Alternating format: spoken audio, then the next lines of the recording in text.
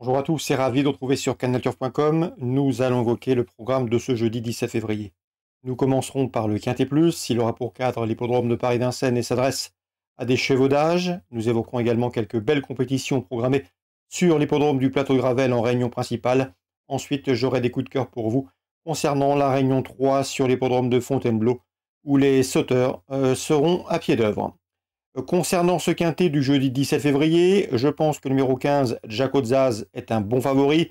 Le cheval a été préparé en conséquence pour ce rendez-vous. Sachez que lors de sa dernière sortie des ferrés, il a pris la deuxième place du prix Michel Theury au mois de décembre. Il a déjà gagné sur le parcours proposé, c'était dans un quintet courant septembre. Cette course constitue un objectif pour lui, l'engageant est bon, le cheval a été préparé avec soin pour ce rendez-vous, il devrait logiquement répondre présent le 15, Jaco Zaz. On lui posera le numéro 11, Diablo du Caponnet, valeur sûre à ce niveau, une victoire, 7 places en 11 quintés courus. De surcroît, lors de ses 6 derniers parcours, il n'a jamais terminé plus loin que 4e. Lui aussi devrait jouer la victoire et les premières places. Je retiendrai en 3e position le 14, Fakir Mérité, cheval de qualité. Il fait partie des meilleurs chevaudages dans le sud-ouest et ici, dans ce lot, le cheval devrait pouvoir bien faire. Lui qui, souvenez-vous, l'an dernier, s'était adjugé une étape du GNT, celle disputée à Toulouse. Donc attention à son retour à Vincennes.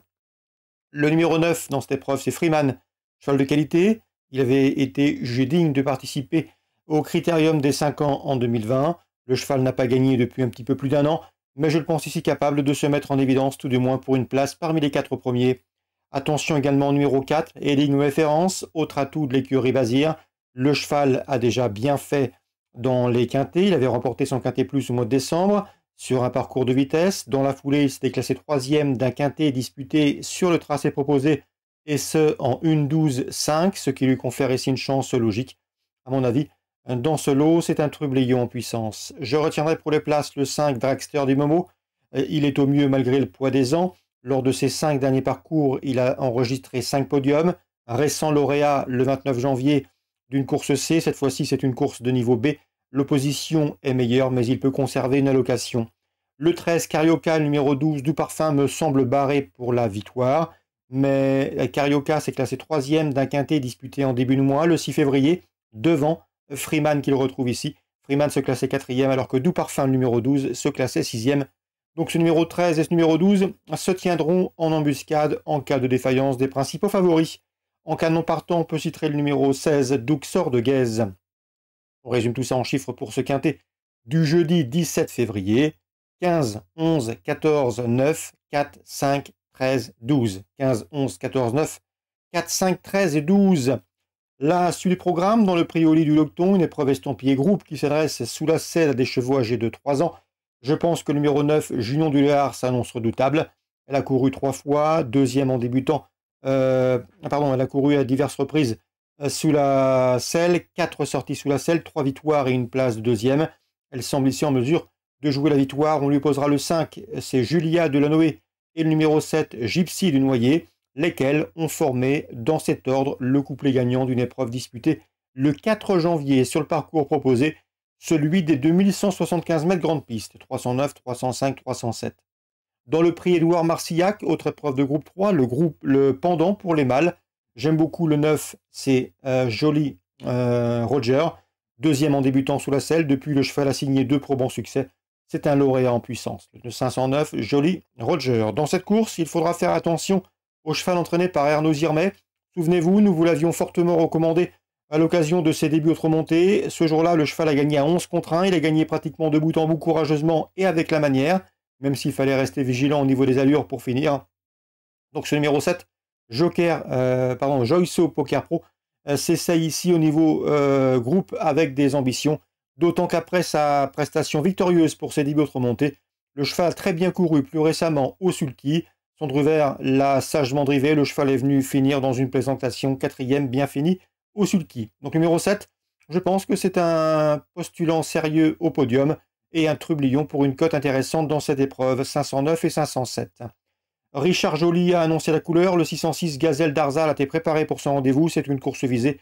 La jument devrait pouvoir répondre présent. Elle a de la qualité, le 606 Gazelle d'Arzal.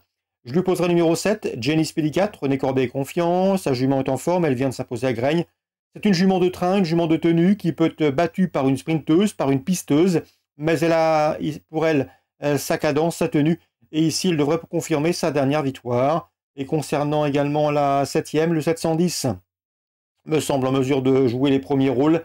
C'est Hamlet du Vivier. Le cheval s'est déjà montré efficace à l'occasion du meeting d'hiver. Il a signé 3 succès depuis le lancement du meeting. C'est un cheval qui a de la tenue, qui apprécie la grande piste. Et à mon avis, dans ce lot, l'engagement est intéressant. Il devrait en tirer profit. Donc le 710, Hamlet du Vivier. Confirmation logiquement attendue pour ce 710. Réunion 3, Fontainebleau. Dans la deuxième, je vous recommande le 202, Iradze Deria, qui avait bien fini l'exercice 2021, puisqu'en fin d'année dernière, ce 202 a montré des belles choses à Compiègne. À mon avis, son jour est proche, tout comme le 204. C'est Esilda, également proche d'un premier succès qui avait bien fait en fin d'année dernière. Ces deux-là seront revus avec un vif intérêt. 202, 204. Concernant la 6e, j'aime beaucoup le 611, Sindel Ria, qui a été longtemps tenu écarté de la compétition, mais ce cheval avait été jugé digne de participer au prix Agado de mémoire, en 2020. Après une longue interruption de carrière, le cheval vient de faire sa course de rentrée en plat à Pornichet. Et pour son retour sur les obstacles, je le juge capable, dans ce lot assez modeste, de se mettre en évidence. Bien évidemment, le 605 Invictor, cheval de 9 ans, mais cheval chevronné, cheval de qualité, toujours présenté à bon escient, conserve une première chance théorique. Donc dans la 6e, le 605 Invictor, favori logique, mais le danger pour lui pourrait bien venir du 611 Sandelria dans cette compétition. Voilà sur les informations recueillies pour vous concernant ce jeudi 17 février. N'oubliez pas de liker, de partager ce programme s'il vous donne satisfaction. Nous on se retrouve désormais demain pour une nouvelle émission.